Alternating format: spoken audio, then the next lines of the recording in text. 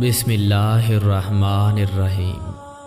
حضرت سیدنا غوث اعظم رحمۃ اللہ علیہ کا فرمان ہے، تمہارے اعمال کا بڑا حصہ گویا بدن ہے جس میں روح نہیں، کیونکہ روح تو اخلاص توحید اور کتاب اللہ و سنت رسول صلی اللہ علیہ وآلہ وسلم پر قائم رہنا ہے،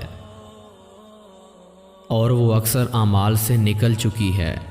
غفلت مت کرو اور حالت کو پلٹو کہ راہ ثواب پاؤ۔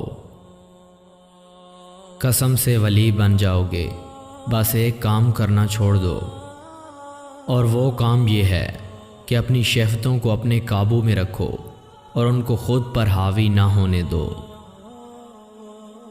تمہاری ابتدا ایک نقطہ ہے جس سے گھن آوے ذلیل پانی، اور تمہاری انتہا مراد ہے جس کو پھینک دیا جائے گا۔ تمہارا گوندا ہوا آٹا بغیر نمک کے بلا خمیر ہے۔ تو اپنے نفس پر اتراتا اور نازا ہوتا اور گمان کرتا ہے کہ کچھ ہے، نہیں، اس کی کوئی عزت نہیں۔ تو اپنے نفاق کے ساتھ اہل اللہ کی صف میں مت گھس کہ باہر نکال دیا جائے گا اور ان میں شامل نہ رکھا جائے گا۔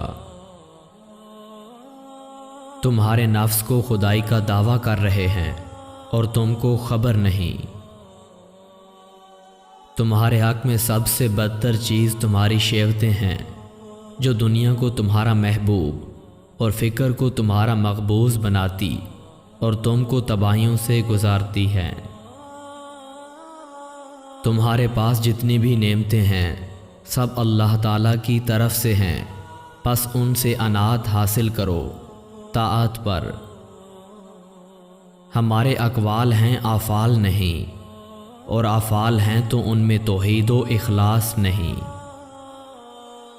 تم میں سے ہر شخص اللہ تعالیٰ کے حضور کچھ نافرمانی کر چکا ہے، مگر نہ ان میں فکر کرتا ہے اور نہ ان سے توبہ کرتا ہے۔